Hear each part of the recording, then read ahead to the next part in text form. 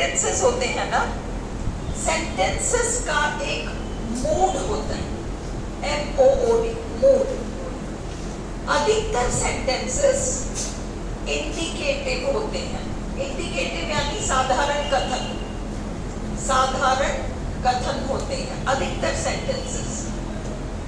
दूसरा, हम ये जो इंडिकेटिव है इनका नाम है। इंडिकेटिव का मतलब कोई, जैसे मैं कहूँ आई लाइक मैंगोज, तो ये इंडिकेटिव है। केवल एक साधारण स्टेटमेंट है इसमें और कोई मूड नहीं है, केवल एक साधारण स्टेटमेंट है, इंडिकेटिव मूड। दूसरा, काल्पनिक मूड। अगर ऐसा होता तो मैं ऐसा करता, अगर ऐसा होता तो ऐसा हो जाता। तुम जल्दी उठना शुरू कर देते तो तुम्हारी सारी काम पूरे हो जाते।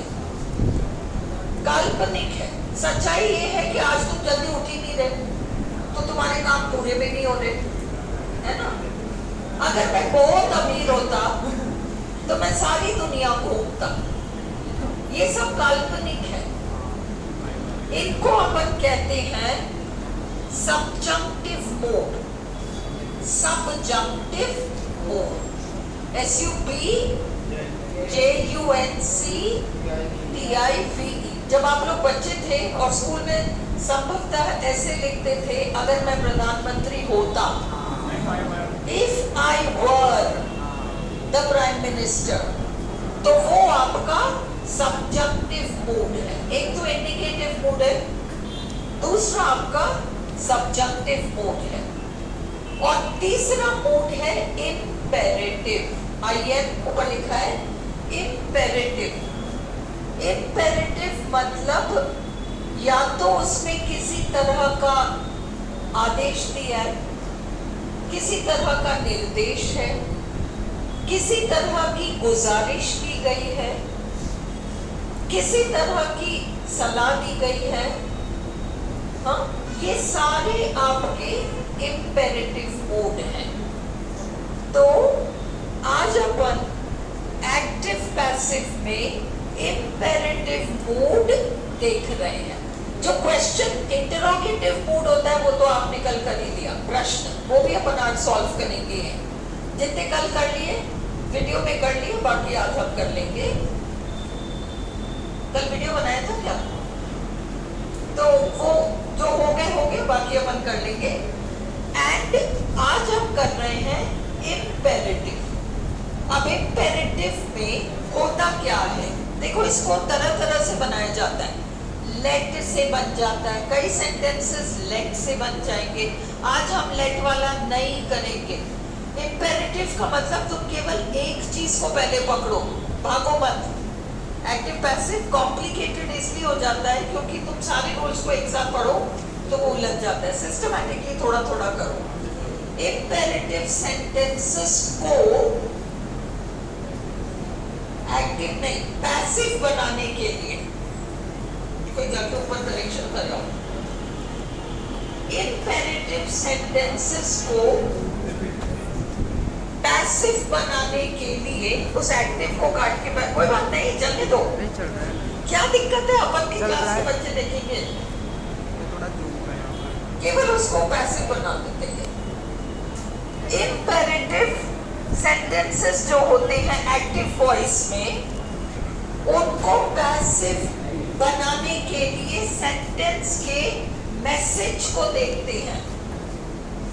सेंटेंस के मैसेज को देखते हैं, क्या किसी तरह का ऑर्डर दिया है ना। अब देखो, एक व्यक्ति एक आदमी से कहता है get out of this room, है ना, ये ऑर्डर्ड है, get out of this room. पर एक फौजी जनरल अपने सिपाही से कहता है गोली चलाओ, अब वो कमांड है, वो एक फॉर्मल औपचारिक आदेश है, इसलिए वो कमांड कहलाएगा। और यूं साधारण जो अपना किसी को अपन कुछ भी एक पर्टिकुलर टोन में कहते हैं वो हमारा ऑर्डर्ड होता है। आप लोग एग्जामिनेशन फॉर्म भरते हो या क्वेश्चन पेपर को सॉल्व करते हो तो उसमें आपको कुछ इंस्ट्रक्शंस दिए जाते हैं, ऐसा करो वैसा करो वैसा करो, you are instructed to, you are, तो आपको सेंटेंस देखकर ये जो इंपेरेटिव सेंटेंसेस हैं इसमें जो आरपीएससी आपको देगी उसमें बहुत ज्यादा टेंस फेंस का गड़बड़ नहीं होगा, ये जो इनिशियल आप लगा रहे हो ना इसमें गड़बड़ होगा। जहां वांट है वहां आपको वांट ही लगाना है ना, जहां कमांड है वहां कमांड ही लगाना है, जहां इंस्ट्रक्टेड है इंस्ट्रक्टेड ही लगाना है, जहां ऑर्डर्ड है ऑर्डर्ड ही लगाना है, जहां एडवाइस है एडवाइस ही लगाना है, जहां रिक्वेस्टेड है वहां रिक्वेस्टेड लगाना है, प्लीज प्लीज हटा देना है। ये छोटी मोटी चीजें हमारी काउंट करेंगी। तो अब हमको सेंटेंस का मैसेज देखना है, इसमें सलाह दी जा रही है, इसमें किसी तरह की विनती की जा रही है, गुजारिश की जा रही है, किसी तरह का निर्देश दिया जा रहा है, किसी तरह का औपचारिक आदेश दिया जा रहा है, क्या किया जा रहा है वो मैसेज देखो आप सेंटेंस में, और उस मैसेज के अकॉर्डिंग आपको लगाना है यू आर इंस्ट्रक्टेड टू। अगर कैंडिडेट्स वर्ड आया तो candidates are never advised.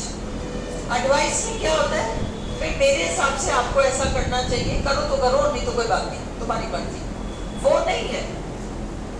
Instructed होता है, कैंडिडेट्स के संबंध में हमेशा इंस्ट्रक्टेड होगा। एग्जामिनेशन फॉर्म भरना, किसी भी तरह का फॉर्म, ये सारा ये संदर्भ सारा आपका इंस्ट्रक्टेड टू हो जाएगा। You are ordered to, you are ordered to simple get out of the room, leave the room at once, stay out, ये सब ordered है। फिर you are commanded to, ये औपचारिक, कोई जनरल, कोई सोल्जर, कोई ऑफिसर, ये सारा आएगा ना तो आपको कमांडेड लगाना है।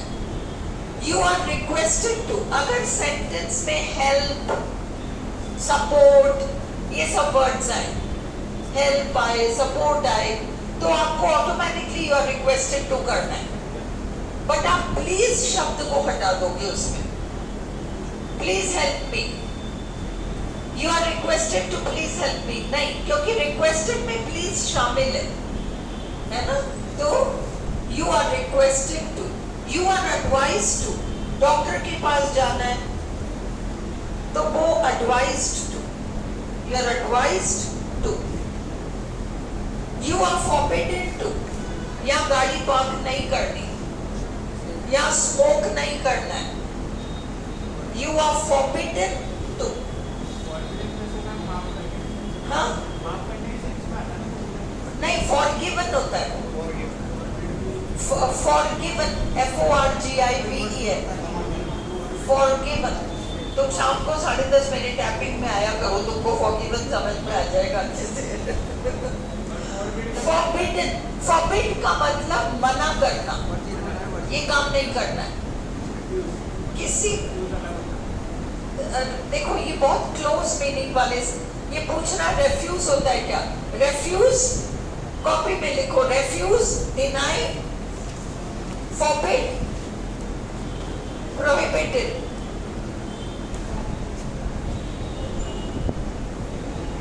refuse, deny, refuse, deny, DENY, forbid या forbidden, prohibited, prohibited,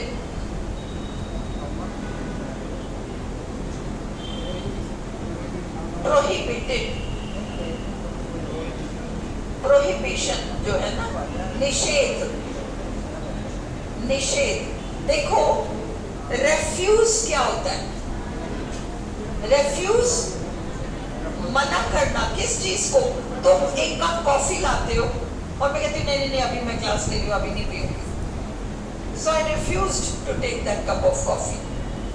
तुमने मुझे इनवाइट किया हमारी घर आज पार्टी, आप आना, I refused to join that party, मेरे अभी अपने और काम है, so I refused the invitation, I refused the invitation, I refused the offer, offer invitations refuge होते हैं। अंडरस्टूड? डिनाई क्या होता है?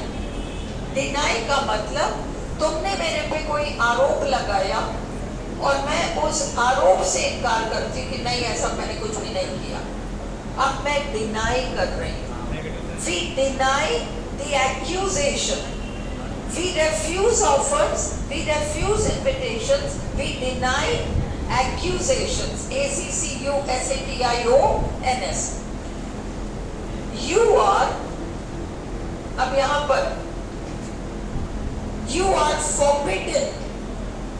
You are forbidden to do this. यहाँ गाड़ी पार्क नहीं करना है, नो पार्किंग। एक्टिव पैसिव में एक सेंटेंस आता है नो पार्किंग। अब इसका बनाओ passive, no parking, no smoking. You are forbidden to. You are forbidden to park here. देखो सेंटेंस, नो पार्किंग,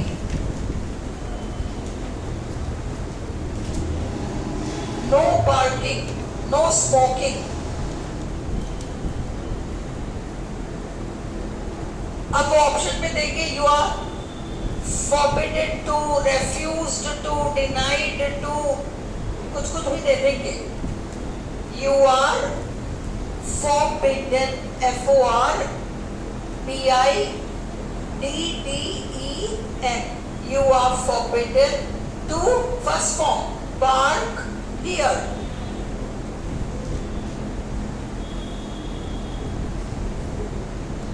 और एक बात याद रखना, forbidden to, prohibited from. Prohibited from. You're prohibited from smoking. Smoking is prohibited here. Smoking is prohibited here. यहाँ smoke करना allowed नहीं है।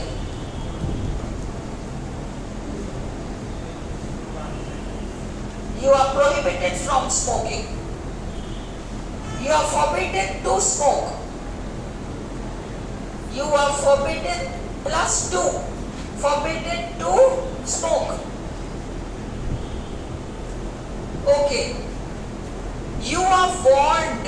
जहां पर भी रूल लिखो, जहां पर भी एक्टिव सेंटेंस में डोंट आए, जहां पर भी एक्टिव सेंटेंस में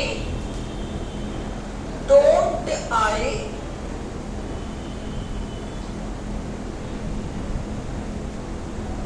उस सेंटेंस को पैसिव करने के लिए DONT, डोंट, उस सेंटेंस को पैसिव बनाने के लिए हम नॉट टू का यूज करेंगे। नॉट टू का यूज करेंगे, है ना? यू आर वॉर्न, सपोज लिखा जाए don't smoke here, don't smoke here, don't आ गया ना, डोंट स्मोक हियर, डोंट आ गया ना। You are warned not to smoke here, don't is equal to not to. लिखो don't is equal to not to, don't is equal to not to. Don't smoke here का हम बनाएंगे you are warned not to smoke here. हाँ, you are prohibited, you are forbidden, वो आएगा ऊपर। Don't आया तो आप नॉट टू वाला ऑप्शन देखो है या नहीं। Don't is equal to not to etcetera, ये आपके इम्पेरेटिव्स हैं। अब ये first sentence, do not insult your elders.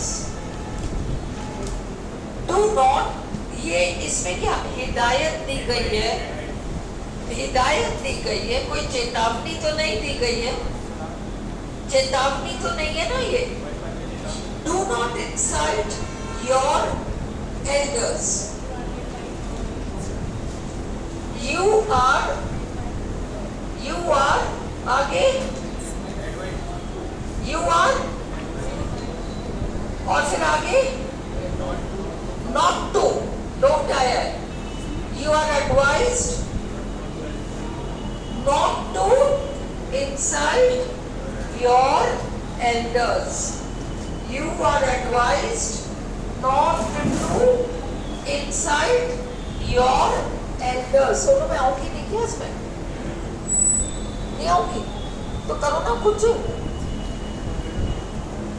You are advised not to insult your elders. नहीं ऐसा घुमा दो बस और क्या. हल्का सा इन लोगों को भी सरकार है. बोर्ड भी तो आना चाहिए थोड़ा. You are advised not to insult your elders.